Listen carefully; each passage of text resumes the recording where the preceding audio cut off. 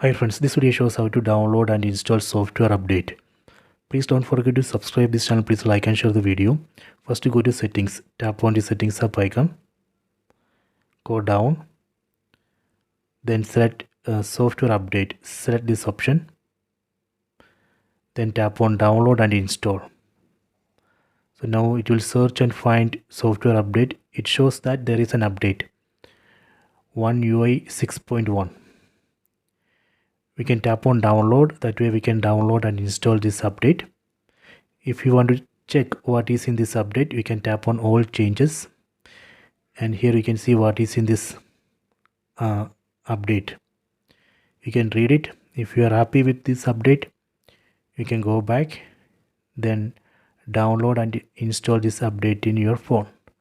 So this way we can download and install software update. I hope you have enjoyed this video. Please subscribe this channel. Please like and share the video.